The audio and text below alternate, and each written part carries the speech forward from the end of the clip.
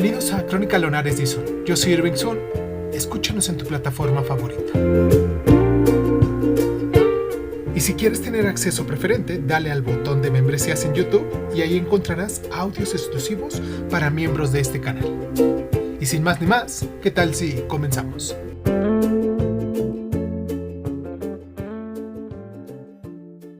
Cierra los ojos, cierra los ojos, cierra los ojos.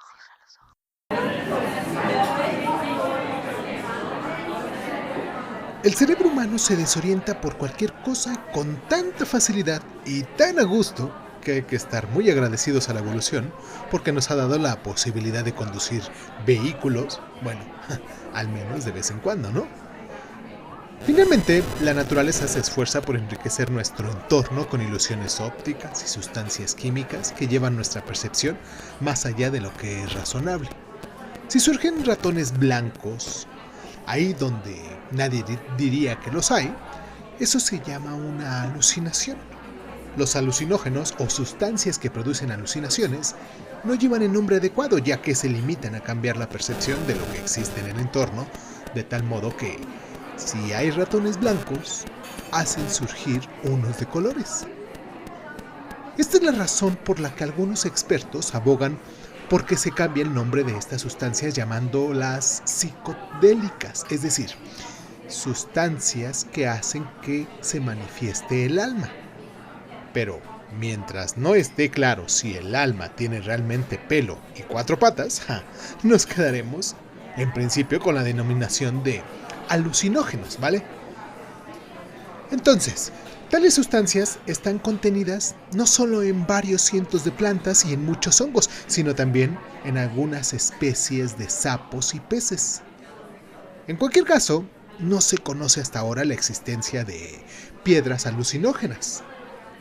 Junto a los alucinógenos clásicos como el LSD, la psilocibina y la mescalina, hay una gran cantidad de sustancias naturales y sintéticas que por distintos procesos farmacológicos producen un efecto relativamente parecido. Entre las consecuencias físicas, cabe citar el mareo, la debilidad, el sopor y los trastornos visuales.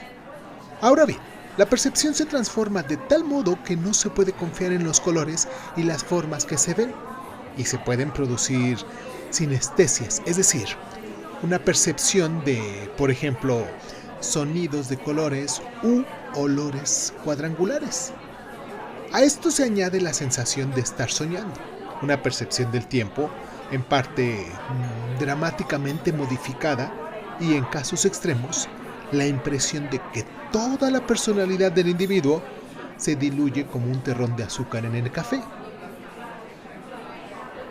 Aunque los alucinógenos se utilizan desde hace muchos siglos en la religión y para el ocio, no sabemos gran cosa sobre lo que hacen en el cerebro. Sí es conocido el hecho de que todos ellos entran en los receptores de neurotransmisores que hay en el cerebro, claro. Los neurotransmisores son sustancias mensajeras con las que se salva la distancia entre las prolongaciones de dos neuronas.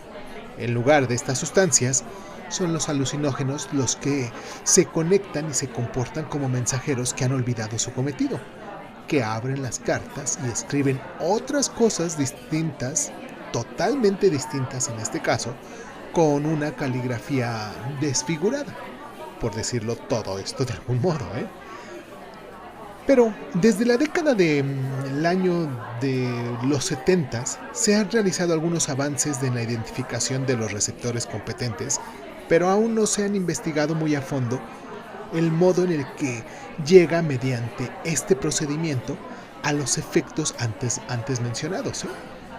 Sin embargo, lo interesante en relación con los alucinógenos no es solo el hecho de que sepamos poco sobre ellos, sino también por qué esto es así.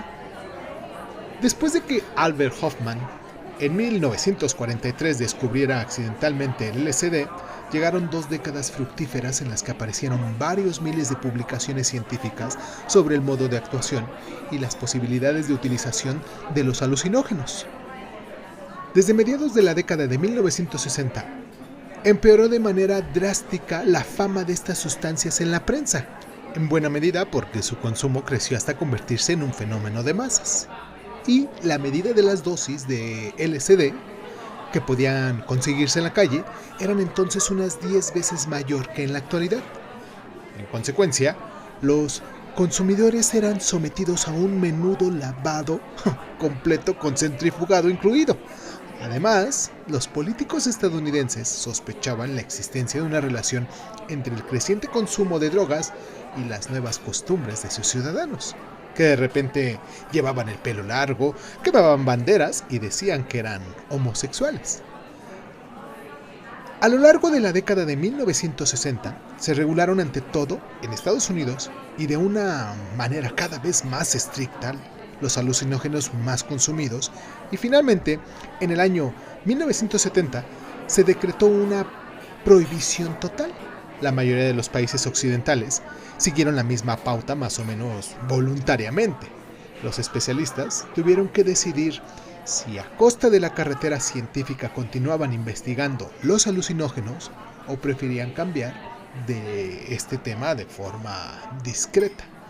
También se podían ir eligiendo distintas actitudes, como lo hicieron los psiquiatras estadounidenses Jeremy Levine y Arnold M. Ludwig, cuyos estudios dieron resultados favorables al LSD en la década de 1960.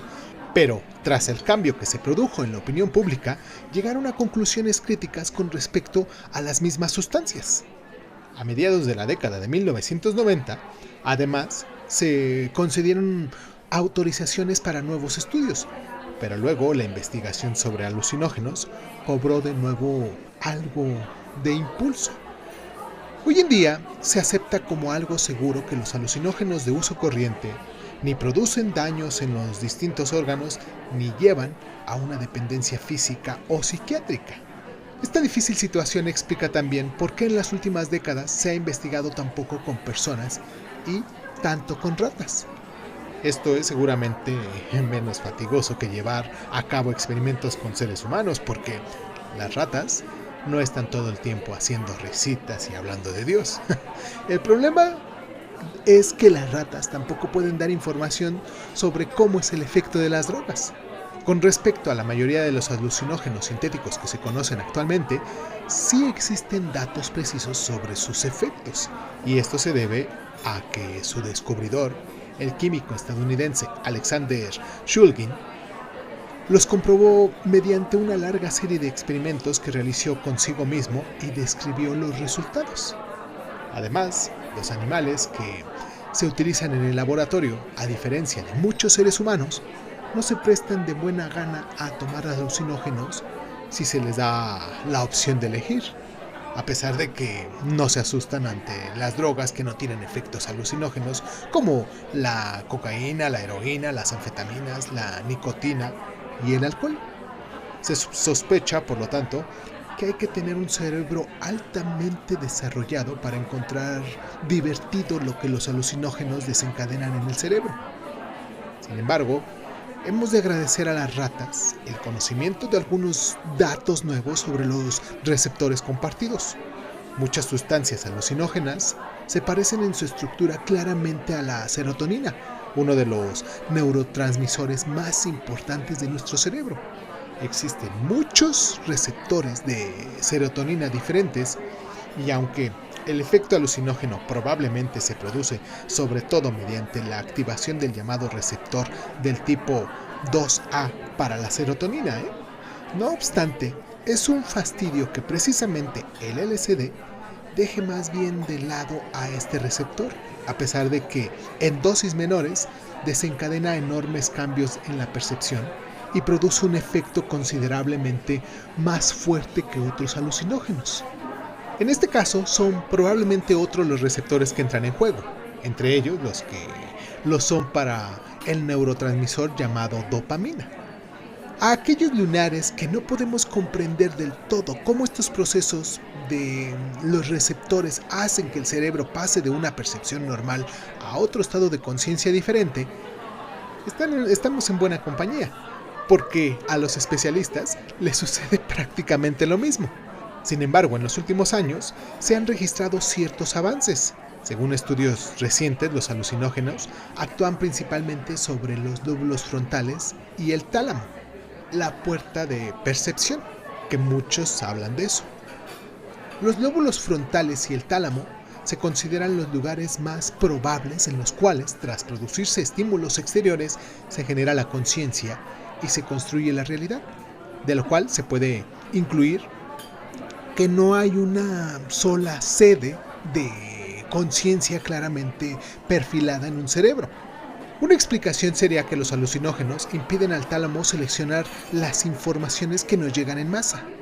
Las percepciones se agolpan todas ellas entrando sin filtros en los lóbulos frontales y se comportan ahí como un saco de pulgas. Un estudio que se publicó en el año 2002 en la Universidad de Utah, por raro que pueda parecer, procedente de la especialidad de matemáticas, indica que las alucinaciones geométricas visuales, tales como diseños de ajedrez, telas de araña, túneles y espirales, podrían producirse con la confusión generada en una zona específica del cerebro que en cualquier otro caso sería responsable del procesamiento de bordes y siluetas. También las transformaciones de la percepción del tiempo plantean cuestiones interesantes, ya que la forma en la que se percibe y se elabora el tiempo en el cerebro humano no está en absoluto investigada de forma concluyente, ni con drogas ni sin ellas. En todo caso, está claro que las regiones del cerebro más influidas por las sustancias alucinógenas son al mismo tiempo las que más interesan a los investigadores que estudian la percepción. Si se consiguiera averiguar más sobre el modo en el que actúan los alucinógenos sobre la red de conexiones de nuestro cerebro, se estaría probablemente más cerca de dar respuesta a la pregunta planteada sobre cómo, a partir de ciertos estados del cerebro, se puede llegar a la conciencia. Sin embargo, no todos los especialistas consideran evidente que la conciencia surja de la actuación conjunta de distintas zonas de un órgano formado por sustancia gris y parecido a un flan. Entonces aquí nos preguntamos, ¿podría ser el cerebro solo una especie de televisor y la conciencia un programa televisivo que existe fuera de este receptor con la independencia de él? Por otra parte, aquí tampoco puede faltar la consabida teoría de los extraterrestres. Según el etnofarmacólogo y filósofo Terence McKenna, no debemos esperar que la vida extraterrestre entre en contacto con nosotros con la ayuda de los medios técnicos que nosotros tengamos previstos para ello. McKenna afirma que, en el caso de los hongos de la psilocibina, se trata más bien de una forma consciente extraterrestre que, en contacto con las superficies de los planetas, configura un micelio, pero se difunde por el resto de la galaxia en forma de esporas. Quien desea hablar con extraterrestres no necesita ningún costoso radiotelescopio, sino únicamente poner un par de frutos de ese micelio en el té. Y aunque estas teorías parezcan rollos hippies, cabe preguntarnos por qué las personas que se encuentran bajo el influjo de sustancias alucinógenas se ven invadidas tan a menudo por las mismas ideas de las que ya han hablado las grandes religiones. O sea, la unidad mística de Dios y el universo, y la existencia humana como una ilusión. Es que los seres humanos siempre se les ocurre básicamente solo ese par de ideas. ¿O es que la religión y las ideas que sugieren las drogas surgen de los mismos procesos en el cerebro?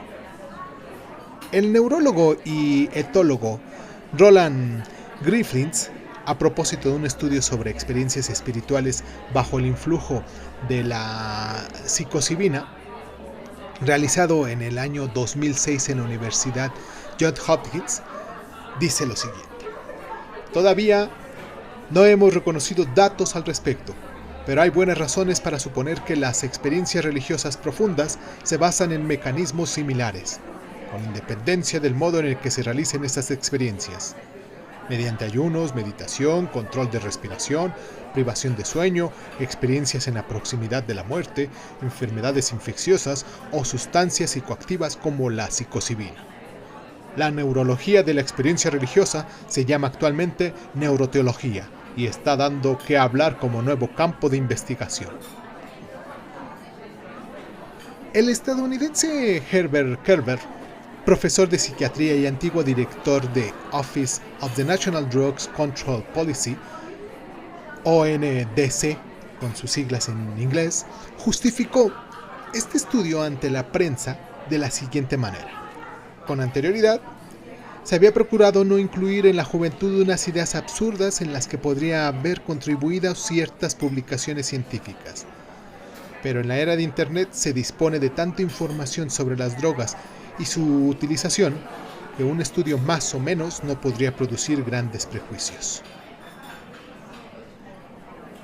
Entonces, es una suerte que exista el Internet, porque además de que ustedes están escuchando esto por ese medio, el farmacólogo David Ed Nicholson, que trabajaba en el Hester Research Institute investigando las aplicaciones médicas de los alucinógenos, comunicó en 1998 lo siguiente, diciendo: una cosa es segura, si conseguimos seguir disponiendo de financiación para nuestra investigación, tenemos en perspectiva los más emocionantes avances en la química médica de las sustancias psicodélicas. En cualquier caso, no faltan voluntarios dispuestos a ser sujetos de experimentación en esta investigación. Y eso es bueno, porque en última instancia hay que pensar también en las ratas de laboratorio, que después de un experimento con alucinógenos, no suelen reconocerlo como uno de los acontecimientos más significativos de su vida, a diferencia de más de 2/3 de los sujetos de experimentación que participaron en el estudio de Ronald Griffiths. Señorita, ¿le puedo cargar un café grande, por favor?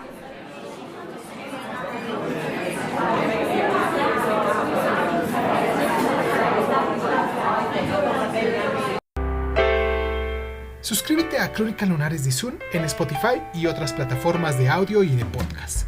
Si te gusta lo que estamos haciendo, regálanos un like, comparte este audio en tus redes sociales y sobre todo, déjanos un comentario con tus inquietudes, ¿vale? Crónica Lunares de Zoom es un programa de divulgación cultural conducida, narrada y comentada por Irving Sun y en muchas ocasiones por invitados especiales. Si quieres participar leyendo tu cuento favorito en voz alta, recuerda ponerte en contacto con nosotros. Agradezco infinitamente a todos los lunares que con sus donaciones hacen que este canal crezca y me sienta motivado a hacer lo que me gusta hacer y mostrárselo en estas plataformas. Gracias infinitas. Yo soy Irving Sun, esto fue Crónica Lunares y ¿qué tal si nos escuchamos después?